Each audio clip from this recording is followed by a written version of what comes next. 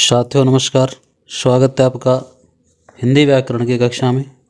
साथियों आज हम हिंदी व्याकरण की कक्षा प्रारंभ कर रहे हैं और हिंदी व्याकरण की कक्षा में सबसे पहले हम पढ़ेंगे वर्ण विचार। साथियों हिंदी व्याकरण का एक बहुत महत्वपूर्ण टॉपिक जिसको अक्सर आप छोड़ देते हैं पढ़ने से, लेकिन ये बहुत महत्वपूर्ण टॉपिक है क्योंकि वर्ण विचार पर हिंदी व्याकरण टिकी हुई है। हिंदी व्याकरण जब तक अधूरी है जब तक हम वर्ण विचार नहीं पढ़ लेते। तो साथियों महत्वपूर्ण टॉपिक, अगर आप चैनल पर नए हैं तो चैनल को सब्सक्राइब करें, वीडियो को लाइक और शेयर करें क्योंकि आपको इस चैनल पर हिंदी व्याकरण की संपूर्ण कक्षाएं निःशुल्क उपलब्ध रहेंगी। साथियों शुरू करते हैं आज की ये कक्षा। वर्ण विचार। देखिए वर्ण विचार यानी कि हमको वर्णों पर विचार करना है। तो वर्ण विचार में सबसे पहले एक शब्द आता है वर्ण। इसके बारे में हम विस्तार से चर्चा करेंगे कि वर्ण क्या होते हैं।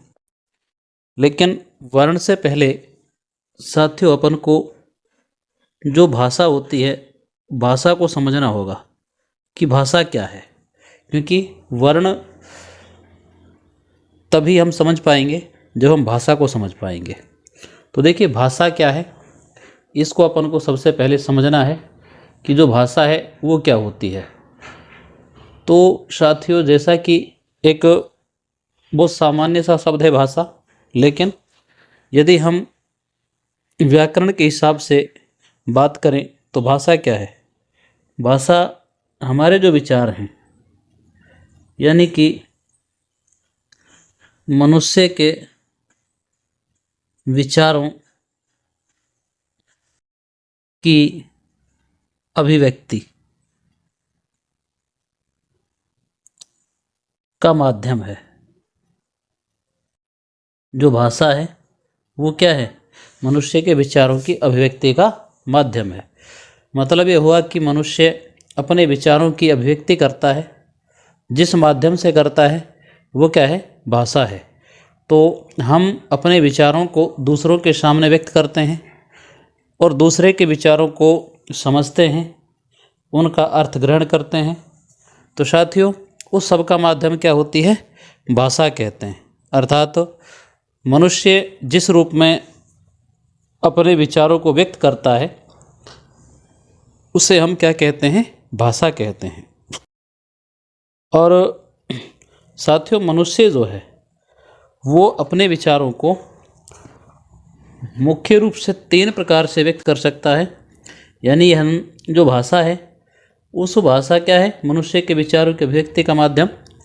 और भाषा जो है या भाषा के जो यदि हम रूप की बात करें कि भाषा के रूप, तो साथियों भाषा के रूप मुख्य रूप से 3 माने जाते हैं। कहीं कहीं पर आपको 2 भी लिखे मिलेंगे, लेकिन फिर भी हम तीनों रूपों की बात करते हैं। देखो 3 रूप कौन कौन से हैं भाषा के। भाषा के रूप का मतलब मनुष्य अपने विचारों को कितने रूपों में कितने रूप से व्यक्त कर सकता है। तो जो मनुष्य है वह अपने विचारों को 3 रूपों में अभिव्यक्त कर सकता है। एक होता है मौखिक भाषा। मौखिक भाषा इसी को हम उच्चारित भाषा भी कहते हैं। मौखिक भाषा या उच्चारित रूप कह सकते हैं। दूसरा होता है लिखित भाषा। लिखित भाषा। और तीसरा जो माना जाता है साथियों वो माना जाता है सांकेतिक भाषा। कहीं कहीं पर सांकेतिक भाषा को मानते हैं, कहीं नहीं मानते हैं, लेकिन फिर भी हम सांकेतिक भाषा को यहाँ पर मान लेते हैं। तो देखिए भाषा के 3 रूप, एक होता है मौखिक भाषा या उच्चारित भाषा, एक लिखित भाषा और एक सांकेतिक भाषा। मौखिक भाषा या उच्चारित भाषा क्या होती है, तो जब मनुष्य अपने विचारों को मौखिक रूप से व्यक्त करता है यानी कि उच्चारण करके व्यक्त करता है तो उसको हम क्या कहते हैं, मौखिक भाषा कहते हैं। वो भाषा का मौखिक रूप होता है। लिखित भाषा क्या होती है? जब मनुष्य अपने विचारों को लिख करके व्यक्त करता है, उनको हम क्या कहते हैं? लिखित भाषा कह देते हैं। और कई बार सांकेतिक भाषा, यानी जब संकेत के माध्यम से विचारों के व्यक्त की जाए तो वो कैसी भाषा होती है? सांकेतिक भाषा होती है। साथियों, अब हम बात करते हैं कि हमने वर्ण विचार पढ़ने से पहले इस भाषा से संबंधित इन छोटी बातों को क्यों जाना? वो इसलिए जाना क्योंकि जो वर्ण हैं वो कहीं ना कहीं इनसे संबंधित हैं। ठीक है, इसलिए हमको भाषा के बारे में चर्चा करनी पड़ी। तो हम ये कह सकते हैं कि जब हम बोलते हैं, मनुष्य जब बोलता है, जब उच्चारण करता है, तो उच्चारण की सबसे छोटी जो इकाई होती है वो ध्वनि कहलाती है। ठीक है, और उच्चारित रूप को हम जब लिखते हैं, तो जब लिखकर अभिव्यक्त करते हैं तो वो वर्ण कहलाता है। ठीक है, तो देखिए, इस भाषा से अपन को दो बातें समझनी है कि मौखिक या उच्चारित। जब उच्चारण करते हैं या मौखिक रूप से बोलते हैं, मतलब जो भाषा जब बोलते मौखिक रूप से बोलते हैं तो भाषा की सबसे छोटी इकाई, सबसे छोटी इकाई क्या कहलाती है? वो कहलाती है ध्वनि। यह आपको ध्यान रखना है कि मौखिक रूप में भाषा की सबसे छोटी इकाई ध्वनि कहलाती है। यह अपन को ध्यान रखना है। दूसरा निष्कर्ष ये निकला कि जब हम लिख कर के व्यक्त करते हैं, यानी कि हम ये कह सकते हैं कि लिखित भाषा की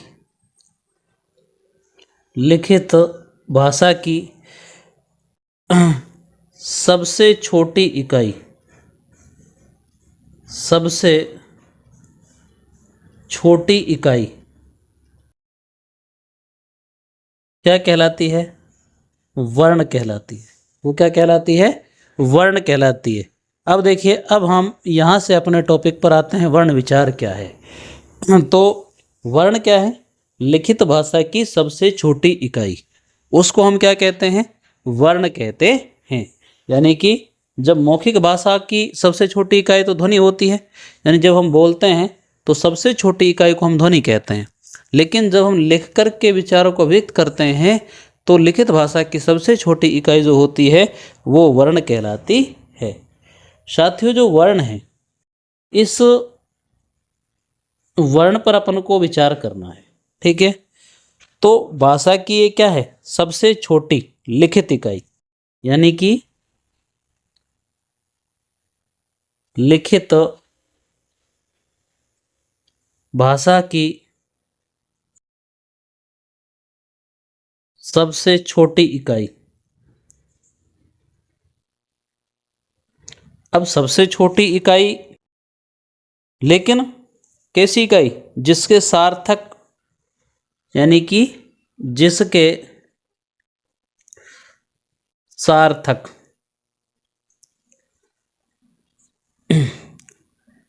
खंड नहीं किए जा सके, सार्थक खंड नहीं किए जा सकते, वो क्या कहलाती है? वर्ण कहलाती है। आपको समझ आया होगा वर्ण क्या है? कि लिखित भाषा की सबसे छोटी इकाई जिसके सार्थक खंड नहीं किए जा सकते हैं, जिसके टुकड़े नहीं किए जा सकते, सार्थक टुकड़े जिसके नहीं हो सकते, उसको हम क्या कह सकते हैं?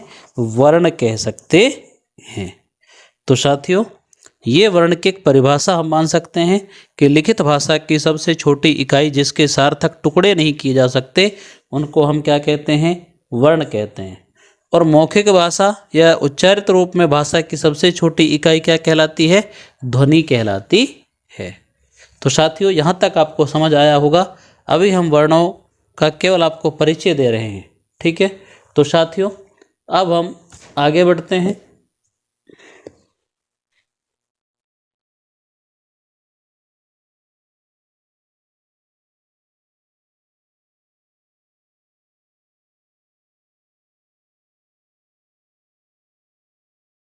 साथियों, अब हम बात करेंगे कि जो हम वर्ण पढ़ रहे हैं तो अपन को वर्णमाला का ज्ञान होना बहुत ज़रूरी है। ठीक है, तो अपनी जो वर्णमाला है, देखिए हिंदी वर्णमाला की हम बात कर रहे हैं क्योंकि हम हिंदी व्याकरण पढ़ रहे हैं। तो जो हिंदी वर्णमाला है उसकी हम थोड़ी सी चर्चा कर लेते हैं, क्योंकि ये एक ऐसा प्रकरण है जिसको हम बिना पढ़े कई बार छोड़ देते हैं, लेकिन बहुत महत्वपूर्ण है। तो देखिए वर्णमाला, हिंदी वर्णमाला की हम बात करते हैं तो हिंदी वर्णमाला जो है, उस हिंदी वर्णमाला में 44 वर्ण होते हैं। कितने वर्ण होते हैं? 44 वर्ण होते हैं। और 44 वर्ण जो होते हैं उनमें 11 तो स्वर होते हैं, 11 स्वर प्लस 33 व्यंजन होते हैं, यानी 11 स्वर और 33 व्यंजन। किसमें? हिंदी वर्णमाला की हम बात कर रहे हैं। लेकिन यदि हम बात करें मानक रूप,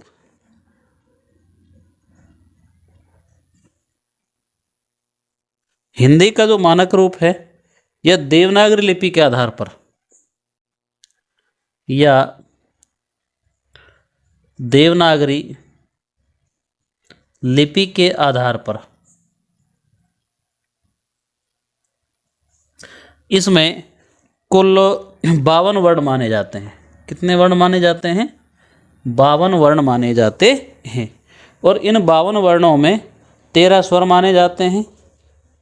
जो ये 52 वर्ण है ना, इन 52 वर्णों में क्या क्या माने जाते हैं? इनमें 13 तो स्वर माने जाते हैं, साथ ही 35 व्यंजन माने जाते हैं और 4 संयुक्त अक्षर माने जाते हैं। 4 क्या माने जाते हैं? संयुक्त अक्षर माने जाते हैं। तो कुल मिलाकर के ये 13, 35 और 4 कितने हो गए? 52 हो गए। तो ये तो मानक रूप में तो 52 होते हैं हिंदी में। हिंदी का जो मानक रूप है या देवनागरी लिपि के आधार पर हिंदी लिखने की जो हिंदी की लिपि है वो कौन सी है? वो देवनागरी लिपि है। तो उसके आधार पर 52 वर्ण होते हैं, जिनमें 13 स्वर, 35 व्यंजन और 4 संयुक्त वर्ण होते हैं। अब हम चर्चा करते हैं अपने वर्णमाला की, कि वर्णमाला जो है उसको देखिए, हमारी जो वर्णमाला है उस वर्णमाला को हम 2 रूपों में बांट देते हैं, 2 भागों में बांट देते हैं। एक तो होता है स्वर और एक कहते हैं व्यंजन। ये अपन ने अपनी जो वर्णमाला है उसको बांट दिया स्वर और व्यंजनों में। ठीक है, अब बात करें हम स्वर और व्यंजनों की, कि स्वर और व्यंजन कौन कौन से हैं और स्वर व्यंजन क्या हैं। ठीक है, तो देखिए स्वर क्या हैं और व्यंजन क्या हैं। अब हम हमारी वर्णमाला की बात कर रहे थे कि जो अपनी वर्णमाला है, ये वर्णमाला, इस वर्णमाला को हमने 2 भागों में बांट दिया। एक तो स्वर और एक व्यंजन। हिंदी वर्णमाला को हमने 2 भागों में बांट दिया, स्वर और व्यंजन। ठीक है, अब जो स्वर होते हैं, ये जो स्वर हैं, इन स्वरों को हम पुनः 3 भागों में बांटते हैं। देखिए 3 भाग कौन कौन से? साथियों, जो स्वर हैं उनको अपन पुनः कितने भागों में बांटते हैं? 3 भागों में बांट देते हैं। नंबर 1 ह्रीश्व स्वर, दूसरा दीर्घ स्वर और तीसरा अयोगवाह स्वर। अयोगवाह स्वर। तो ये हमने स्वर के भेद कर दिए। अब जो स्वर हैं ये कौन कौन से ह्रस्व हैं और कौन से दीर्घ हैं, कौन से अयोगवाह हैं। तो देखिए जो ह्रस्व हैं ये कौन कौन से, इनकी संख्या 4 होती है। यानी कि एक तो ए, एक ई, उ और री, ये चार स्वर क्या हैं? ये चारों स्वर क्या हैं? ये ह्रस्व स्वर कहलाते हैं। ये चार स्वर हो गए ह्रस्व स्वर।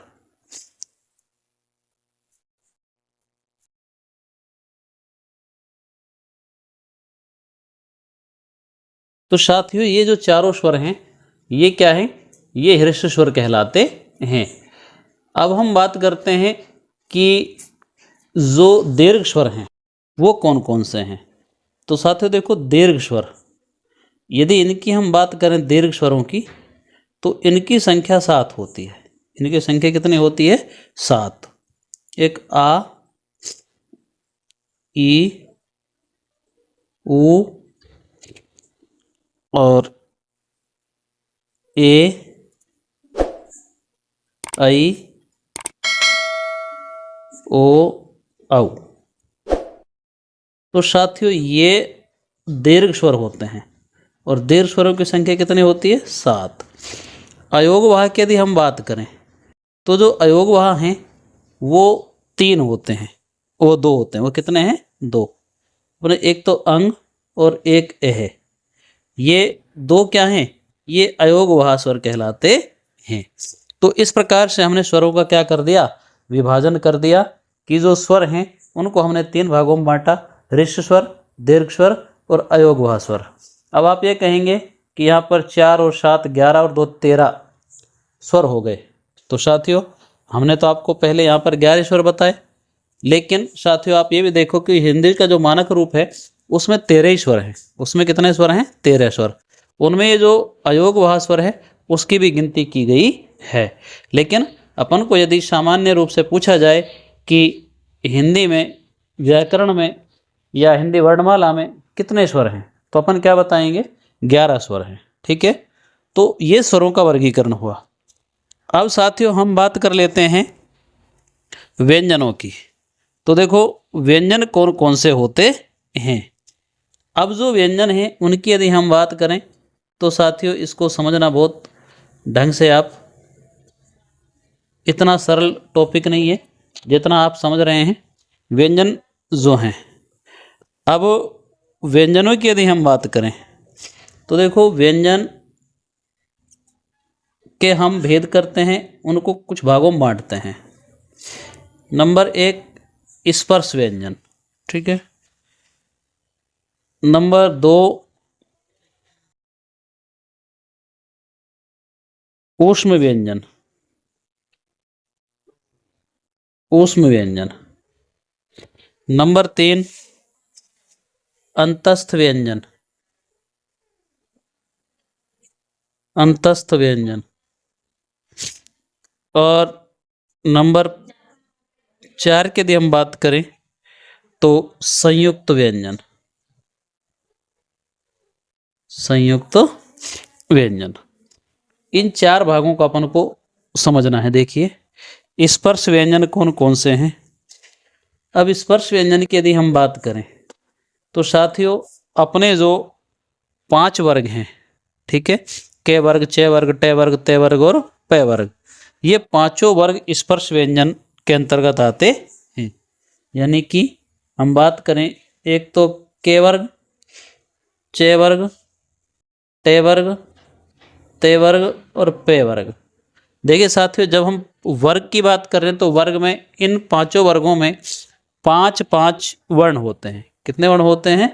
5-5। जैसे के का खे, गे, घे और इंग। ऐसे ही चे का चे, टे, चे का छे, जे, झे और इसके बाद फिर टे का टे, ठे, डे, ढे और अने। ऐसे ही ते वर्ग की बात करें तो ते, थे, दे, धे और ने। पे वर्ग की बात करें तो पे, फे, बे, भे और में। तो इस प्रकार से एक वर्ग में कितने वर्ण हो गए? 5-5 वर्ण। तो कुल मिलाकर के ये कितने हो गए? ये 25। इनकी जो संख्या है वो कितनी हो गई? 25 हो गई। कितनी हो गई 25, यानी 25 ये क्या है, ये हो गए अपने स्पर्श व्यंजन। ठीक है, लेकिन अब जो अपनी वर्णमाला है उसमें 2 वर्ण और हैं, वो आपने देखे होंगे कई बार, वो भी आते हैं कहीं कहीं पर। और देखो, जिसको ताड़न जात में अपन कहते हैं कि एक तो डे और एक डे, एक तो ये वाला डे और एक ये डे। तो यदि इनको और अपन जोड़ दें तो ये 27 हो जाते हैं। ये कितने हो जाते हैं, ये हो जाते हैं 27, यदि हम इनको जोड़ देते हैं तो। अगर नहीं जोड़ते हैं तो ये कितने रहते हैं, ये वही 25 की 25 रहते हैं। तो साथियों, अगर अपन इनको जोड़ते हैं तो 2 मिला करके कितने हो गए, यानी कि इनको हटा देते हैं तो 25 रहते हैं, और इनको जोड़ देते हैं तो फिर कितने हो जाते हैं, ये जो अपने ये हैं स्पर्श व्यंजन, ये कितने हो गए, फिर ये 27 हो जाते हैं। अगर इनको हटाते हैं यानी कि ये 25, इनकी संख्या कितनी हो गई 25। यदि प्लस हम 2 कर दें, कौन कौन से, एक तो ये डे और एक ये ढे, अब 27 हो जाती है। ठीक है, बात करें हम ऊष्म व्यंजनों की, तो देखो ऊष्म जो व्यंजन है वो 4 हैं। ऊष्म कितने हैं, 4। देखो, एक होता है श,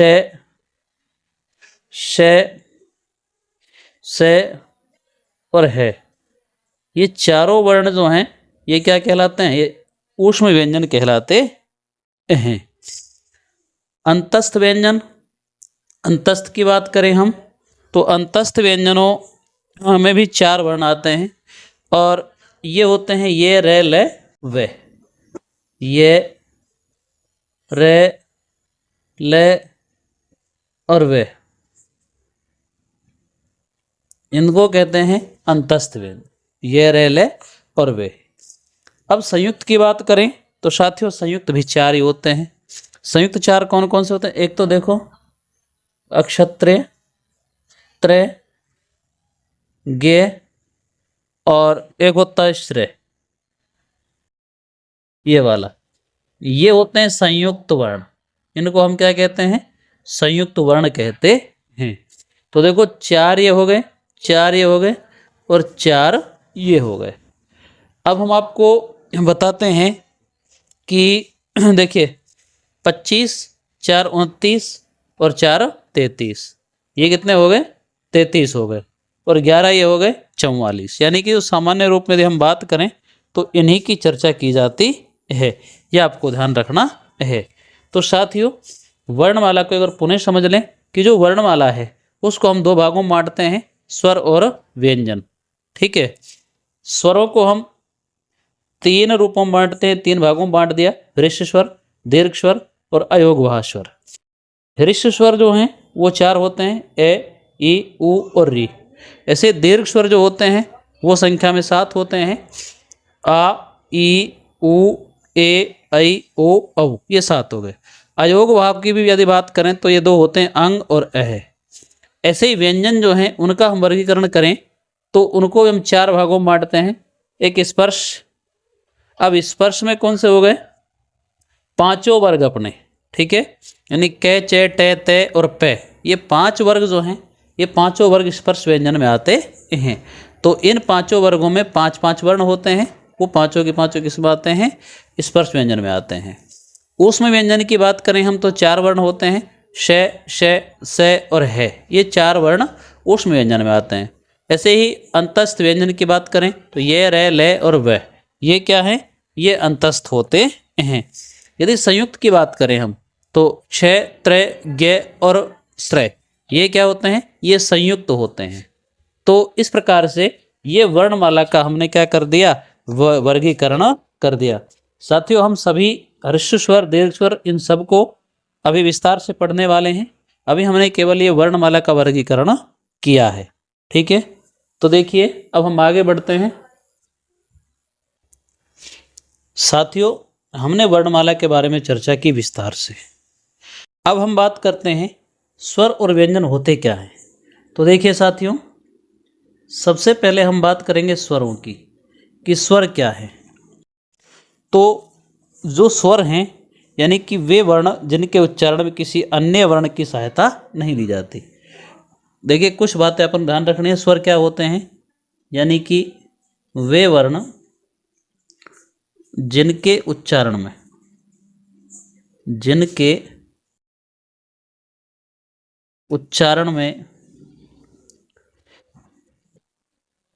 अन्य किसी वर्ण की सहायता नहीं ली जाती है, स्वर कहलाते हैं। उनको अपन क्या कहते हैं, स्वर कहते हैं। किनको, जिनके उच्चारण में अन्य किसी वर्ण की सहायता नहीं ली जाती। या हम ऐसा कह सकते हैं, अथवा यानी कि वे वर्ण जो स्वतंत्र रूप से उच्चारण जिनका होता है, यानी स्वतंत्र रूप से उच्चारित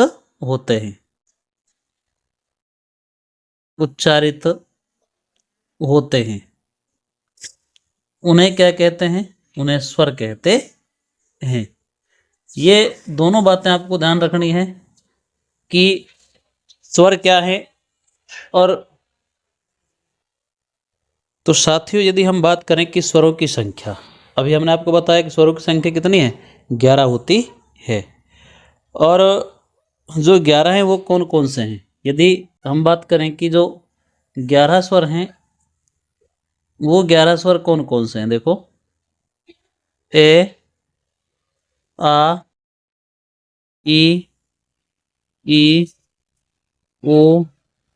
ओ, री, ए, आई, ओ, औ। ये क्या हो गए, ये 11 स्वर हो गए।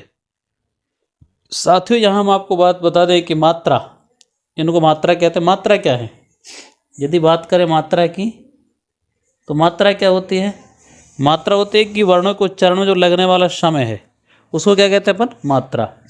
यानी कि वर्णों के उच्चारण में लगने वाला समय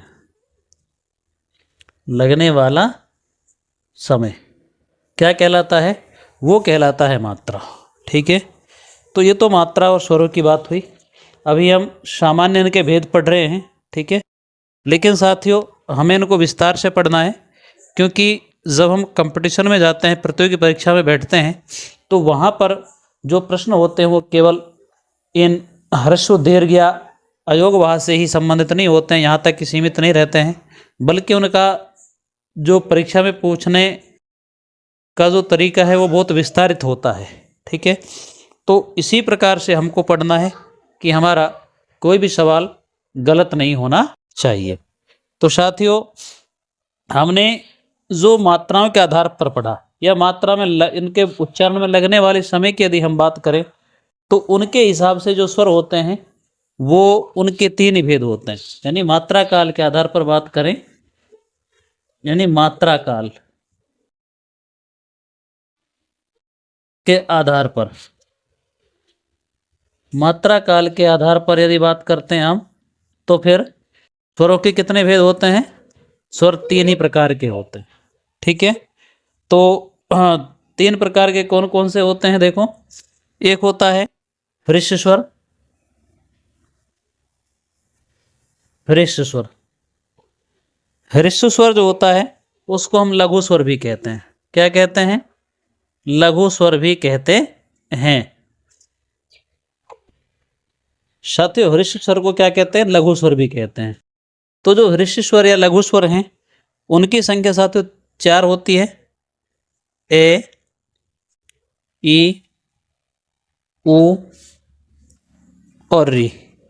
ये 4 हृस्य स्वर हैं। अब ये हृस्य स्वर क्यों हैं, क्योंकि इनके बोलने में जो समय है वो बहुत कम लगता है, इसलिए इनको हम हृस्य या लघु स्वर कहते हैं।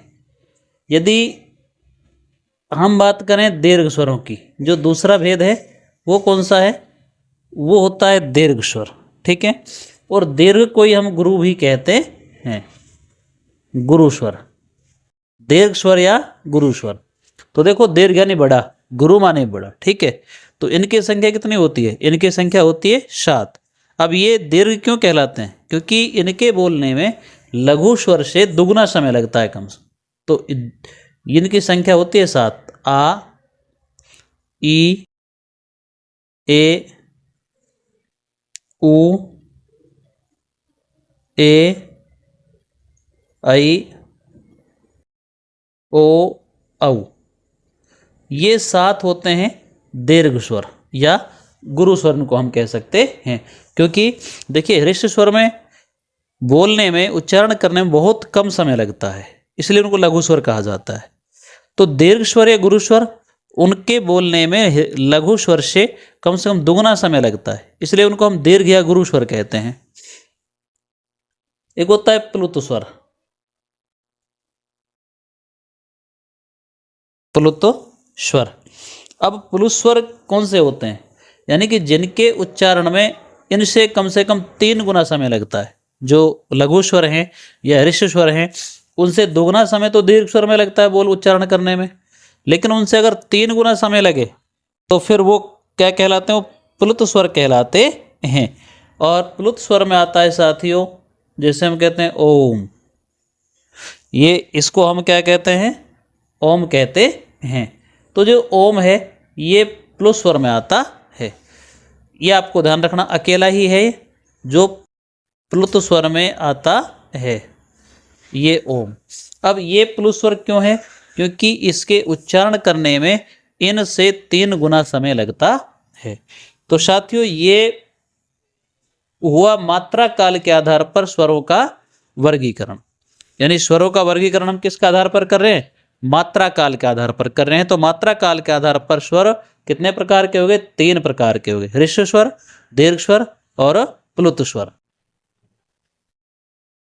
साथियों ये हमने जाने कि जो स्वर हैं वो मात्रा काल के आधार पर 3 प्रकार के होते हैं। अब हम बात करते हैं कि जो स्वर हैं वो जिह्वा की स्थिति के आधार पर कितने प्रकार के होते हैं। यानी कि हम बात करें कि जो स्वर हैं वो जिह्वा की स्थिति, जिह्वा की स्थिति या जिह्वा की स्थिति के अलावा हम उनको ऐसा भी कह सकते हैं कि उच्चारण स्थान, उनका उच्चारण कहाँ कहाँ से होता है। तो जिह्वा की स्थिति के आधार पर हम स्वरों के वर्गीकरण की बात करें तो साथियों वो 3 प्रकार के स्वर होते हैं। यानी कि जिह्वा की स्थिति के आधार पर स्वरों के कितने प्रकार माने गए हैं? 3 प्रकार माने गए हैं। 3 प्रकार कौन कौन से होते हैं साथियों? एक होता है अग्र स्वर, अग्र स्वर। साथियों जिह्वा की स्थिति के आधार पर बात करें तो अग्र स्वर। एक होता है मध्य स्वर, मध्य स्वर। और तीसरा भेद होता है पश्च स्वर, पश्च स्वर। साथियों पूरे विस्तार के साथ हम पढ़ रहे हैं, कहीं से कोई बात ऐसी ना हो जो छूट जाए। तो साथियों अग्र स्वर, मध्य स्वर और पश्च स्वर, यानी कि जो जिह्वा है उस जिह्वा की स्थिति के आधार पर स्वरों के हम 3 भेद करते हैं। यानी कि जिह्वा का कौन कौन सा भाग है जो किन किन स्वरों को बोलने के काम आता है। तो देखो यदि अग्र स्वर की बात करें, यानी कि जिन स्वरों के उच्चारण में जिह्वा का अग्र भाग अधिक सक्रिय होता है। यानी कि अग्र स्वर कौन है? जिनमें जिह्वा का अग्र भाग जो है वो अधिक सक्रिय होगा, तो वो क्या कहलाते हैं? वो अग्र स्वर कहलाते हैं। जैसे बात करें हम ई, ए और आई, ये 4 स्वर ऐसे होते हैं जो अग्र स्वर कहलाते हैं। क्यों? क्योंकि इनका उच्चारण करते समय जिह्वा का जो अग्र स्वर होता है, अग्र भाग होता है, वो अधिक सक्रिय होता है। ऐसे मध्य स्वरों की यदि हम बात करें यानी बीच वाले, तो ऐसे स्वर जिनके उच्चारण में जिह्वा का मध्य भाग अधिक सक्रिय होता है उनको क्या कहते हैं? मध्य स्वर कहते हैं। और मध्य स्वर की बात करें हम तो जो ए होता है, ए, ये मध्य स्वर माना जाता है। और यदि हम पश्च स्वरों की बात करें तो जो पश्च स्वर हैं इनमें क्या होता है कि उच्चारण में जिह्वा का जो पश्च भाग है वो अधिक सक्रिय होता है। जैसे एक तो होता है आ, एक होता है ऊ, और ऊ, ओ और औ। ये सब की सब क्या हैं? पश्च स्वर हैं। क्यों? क्योंकि इनका उच्चारण करते समय जिह्वा का जो पश्च भाग है वो अधिक सक्रिय होता है। और साथियों इनके साथ साथ आजकल ये वाला जो औ, ये भी पश्च स्वर में ही आता है। ये भी एक आगत स्वर बन गया है एक तरीके से। तो ये अग्र मध्य और पश्च स्वर कहलाते हैं। ये जिह्वा की स्थिति के आधार पर स्वरों का क्या है? स्वरों का वर्गीकरण है। साथियों चैनल को सब्सक्राइब जरूर करते रहें, वीडियो को लाइक शेयर करते रहें। चलिए आगे बढ़ते हैं हम। और अब हम स्वरों का वर्गीकरण करते हैं कि जो हमारे ओष्ठ होते हैं उन ओष्ठों के आधार पर, ओष्ठों के आधार पर, यानी कि जो अपने ओष्ठ हैं उन ओष्ठों के आधार पर स्वरों का वर्गीकरण। तो देखिए जो अपने ओष्ठ होते हैं या उनकी जब आकृति बनती है ओष्ठों की, ओष्ठाकृति के आधार पर स्वरों का वर्गीकरण। तो ओष्ठाकृति के आधार पर जो स्वरों का वर्गीकरण किया जाता है साथियों वो दो प्रकार से किया जाता है, यानी कि दो भेद माने जाते हैं। किन के आधार पर? ओष्ठाकृति के आधार पर। कहने का मतलब कि जब हम उन स्वरों का उच्चारण करते हैं तो हमारे जो ओष्ठ हैं उनकी आकृति कैसी कैसी बनती है। तो उनके आधार पर स्वरों का दो प्रकार से वर्गीकरण किया गया है। ओष्ठाकृति के आधार पर एक भेद होता है व्रतमुखी, व्रतमुखी, और दूसरा होता है अव्रतमुखी।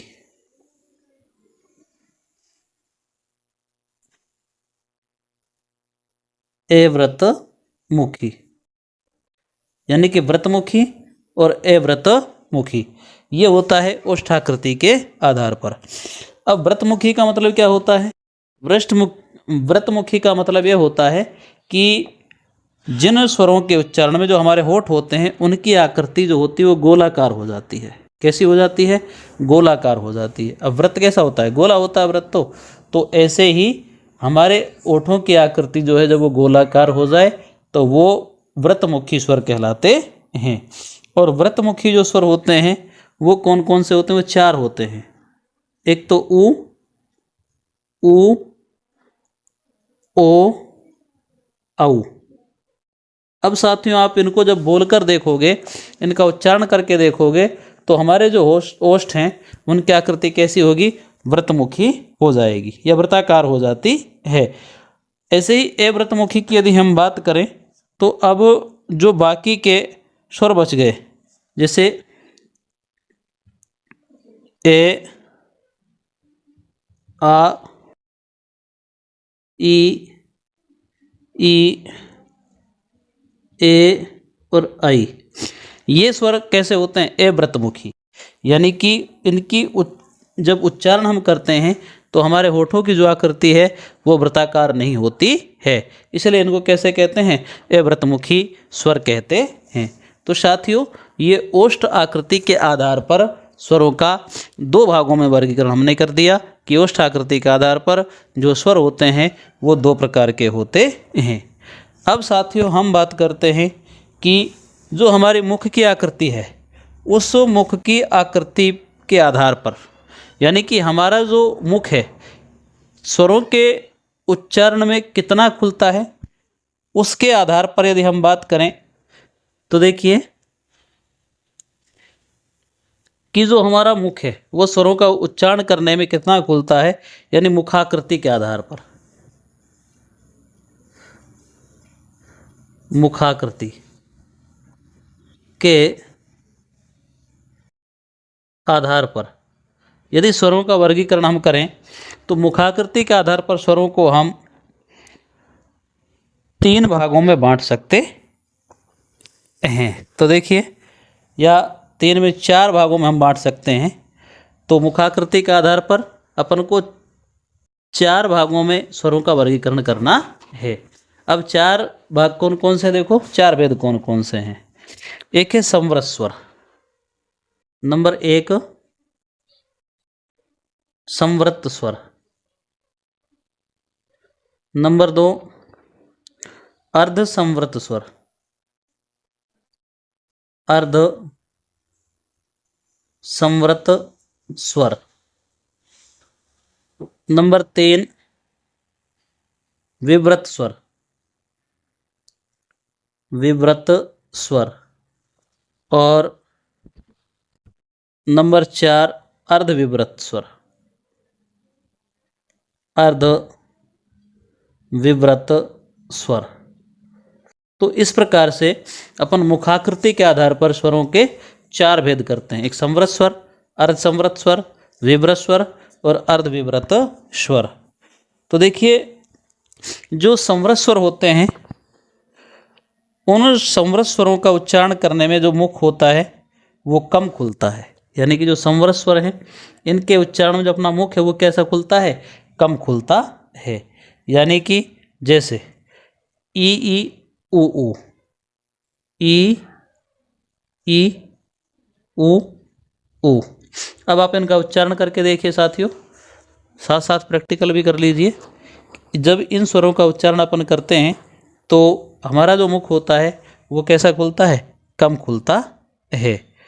अब हम बात करें कि अर्ध संवृत स्वर कौन से होते हैं। अर्ध संवृत स्वर वो होते हैं जिन स्वरों के उच्चारण में हमारा जो मुख होता है वो सामान्य खुलता है। कैसा खुलना चाहिए, सामान्य स्थिति में खुलना चाहिए। अब सामान्य स्थिति में जो मुख खुलता है वो कौन कौन से स्वर हो सकते हैं, यानी अर्ध संवृत स्वर। अर्ध संवृत में एक होता है ए और एक होता है ओ। ये 2 ऐसे स्वर हैं जिनका उच्चारण करने पर हमारा मुख सामान्य रूप से खुल जाता है। विवृत स्वर की यदि हम बात करें तो विवृत स्वर में क्या होता है, हमारा जो मुख होता है वो पूरा खुलता है। यानी कि हमारा जो मुख है वो कैसा खुल जाता है, पूरा खुल जाता है, अर्थात अधिक खुलता है। कहने का मतलब ये है। तो जिन स्वरों के उच्चारण में हमारा मुख पूरा खुलता है, अधिक खुलता है, उनको हम क्या कहते हैं, विवृत स्वर कहते हैं। जैसे आ। अब देखिए आ, इसको जब हम बोलते हैं तो हमारा जो मुख है वो पूरा खुलता है, अधिक खुलता है। यदि अर्ध विवृत की बात करें तो जिन स्वरों के उच्चारण में हमारा जो मुख है वो विवृत से कम, विवृत से तो कैसा खुलना चाहिए, कम खुलना चाहिए, और अर्ध संवृत जो है, अर्ध संवृत इससे ज़्यादा खुलना चाहिए, उनको कहते हैं हम अर्ध विवृत स्वर। क्या कहते हैं, अर्ध विवृत स्वर। कौन कौन से हैं, जैसे एक तो होता है ए, एक होता है आई, एक होता है औ, और एक होता है आजकल जो चलन में आज आ गया है लगभग, जैसे हम बात करें कि आ, ये न तो आ है न ओ है, ठीक है, उन दोनों के बीच की स्थिति है ये। तो इसको हम अर्धविवृत स्वर कहते हैं। अर्धविवृत स्वर में क्या होता है कि जो मुख है वो विवृत से तो कम खुलता है और अर्ध संवृत से ज़्यादा खुलता है। तो उस स्थिति में जो स्वर उच्चारित किए जाते हैं उनको कहते हैं हम अर्धविवृत स्वर। तो साथियों, ये मुखाकृति के आधार पर स्वरों का वर्गीकरण हमने 4 प्रकार से किया। अब साथियों हम आगे बढ़ते हैं। साथियों, अब हम बात करते हैं कि स्वरों के जो भेद हैं वो उत्पत्ति के आधार पर, यानी कि स्वरों का वर्गीकरण अब हम करेंगे, लेकिन किन के आधार पर, उत्पत्ति के आधार पर। उत्पत्ति के आधार पर स्वरों का वर्गीकरण। तो देखिए, उत्पत्ति के आधार पर हम स्वरों को 2 भागों में बांटते हैं। कितने भागों में बांटेंगे, 2 भागों में बांटेंगे। एक होता है मूल स्वर और एक होता है संयुक्त स्वर। नंबर 1 मूल स्वर और नंबर 2 होता है संयुक्त स्वर।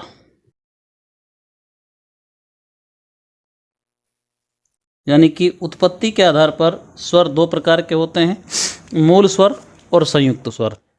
मूल स्वर कौन से होते हैं?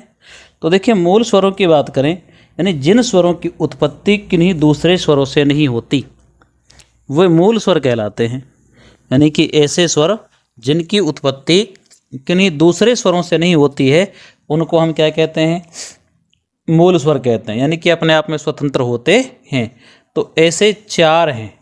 ऐसे मूल स्वर कितने हैं? चार। एक ए, ई, उ और री।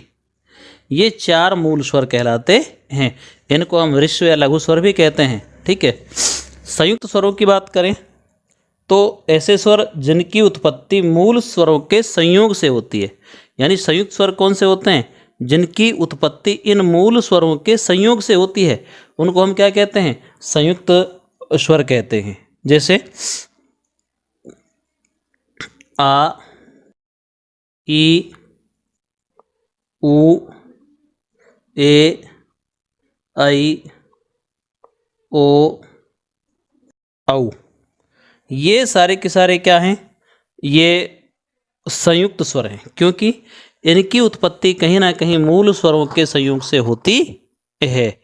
और ये जो हैं, इनको भी यदि हम बांटना चाहें, इनको भी, तो ये जो तीनों स्वर हैं, ये वाले, ये तीनों जो स्वर हैं, ये दीर्घ स्वर कहलाते हैं।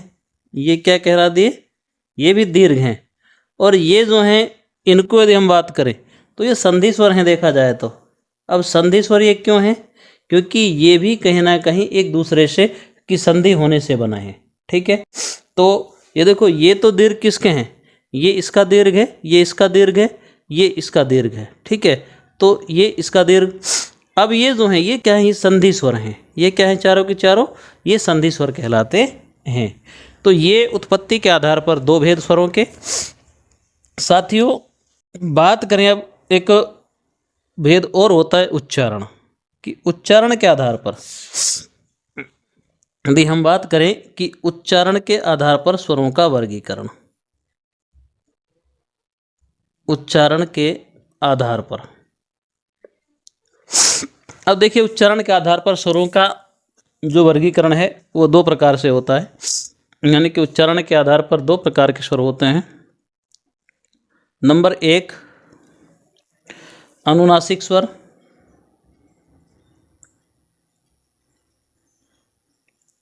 अनुनासिक स्वर। और नंबर दो, निर्नानुसिक स्वर। निर्नुनासिक स्वर। तो ये दो भेद हैं उच्चारण के आधार पर। अब साथियों, दोनों भेद उच्चारण के आधार पर हैं। तो देखो, अनुनासिक और निर्नानुनासिक ये क्या है? देखो, अनुनासिक का मतलब क्या है? यानी कि जिन स्वरों के उच्चारण में जो वायु होती है, जो प्राण वायु होती है, यानी कि जब उनका उच्चारण करते हैं तो वो मुख के साथ नासिका से निकलती है। यानी कि मुख के साथ नासिका से निकलती है जब इनका उच्चारण किया जाता है तो। ठीक है। जबकि निर्नानुसिक जो स्वर होते हैं, उनकी जो वायु है, उनके उच्चारण में केवल जो वायु है वो कहाँ से निकलती है? मुख से निकलती है। ठीक है। तो ये दोनों में भेद होता है। अनुनासिक तो कौन से? जिनका उच्चारण करते समय जो प्राण वायु है वो मुख से और मुख के साथ नासिका से निकलती है, नाक से निकलती है। यानी कि जिनको हम बिना नाक की सहायता से बोल ही नहीं पाते, वो अनुनासिक स्वर कहलाते हैं। और जिनकी वो उच्चारण करते समय जो वायु है, प्राण वायु है, वो कहाँ से निकलती है? वो मुख से निकलती है। तो उनको हम निर्नुनासिक स्वर कहते हैं। जो अनुनासिक जो स्वर होते हैं, ये इन अनुनासिक स्वरों पर प्राय क्या लगा होता है? इन पे बिंदु, चंद्र बिंदु लगा होता है। चंद्र या चंद्र बिंदु, बिंदु या चंद्र बिंदु लगा होता है। जैसे हम ये कहें कि ये लगा दिया ठीक है, ऐसे ही किसी पर भी लगा दो, ये लगा दिया। ठीक है। इस प्रकार से हम लगा दें। और लगा दिया, मान लीजिए ई के ऊपर लगा दिया। अब ई के ऊपर इस प्रकार लगा दिया, बड़ी ई ले ली। अब बड़ी ई के यहाँ पर लगाना पड़ेगा अपन को। ऊ जो है ये ऊ, इस ऊ के ऊपर लगा दिया चंद्र बिंदु, ऊ के आधार पर लगा दिया। और ऐसे ही ए के ऊपर आई के यहाँ और ओ और औ, इस प्रकार से। तो साथियों ये हमने चंद्र बिंदु लगा दिया इनके, ठीक है। तो ये कैसे हो गए, ये हो गए अनुनासिक स्वर। बात निर्नुनासिक स्वरों की करें तो इनका उच्चारण कहाँ से होता है, मुख से होता है। और ये सारे, इनको यदि हम इनके यहाँ से चंद्र बिंदु को हटा दें, बिंदु या चंद्र बिंदु को हटा दें, तो फिर सारे के सारे ये क्या बच जाएंगे, निर्नुनासिक स्वर बच जाएंगे। जैसे अब मान लो अपन इसको इस प्रकार बोले, ए आ ई ऊ ए ऐ ओ औ। ये क्या हो गए, अब इनके ऊपर से हमने बिंदु या चंद्र बिंदु को हटा दिया तो ये निर्नुनासिक हो गए, ठीक है। तो साथियों ये वे स्वरों के उच्चारण के आधार पर दो भेद। साथियों स्वरों की यदि बात की जाए तो स्वरों की बात अब यहाँ पर पूरी होती है। हमने स्वरों के बहुत सारे भेद पढ़ लिए। साथियों अगर हम इस प्रकार से स्वरों के भेद पढ़ें, उनको विस्तार से हम पढ़ें, तो प्रतियोगी परीक्षा में हमारा वर्ण विचार से संबंधित कोई भी प्रश्न या स्वर से संबंधित कोई भी प्रश्न गलत होने की संभावना बहुत कम हो जाती है। तो साथियों अब हम अगली कक्षा में पढ़ेंगे व्यंजन। बड़ा टॉपिक है, वीडियो ज़्यादा लंबा हो जाएगा, इसलिए हम इसको यहीं पर समाप्त करते हैं, क्योंकि स्वर पूरे हो चुके हैं। अब व्यंजन बचे हैं, उनको हम अगली कक्षा में करेंगे। तो साथियों चैनल को सब्सक्राइब जरूर करें, वीडियो को लाइक और शेयर अवश्य करें, आप अपने साथियों तक जरूर पहुंचाएं। तो साथियों मिलते हैं अगली कक्षा में, तब तक के लिए जय हिंद, जय भारत।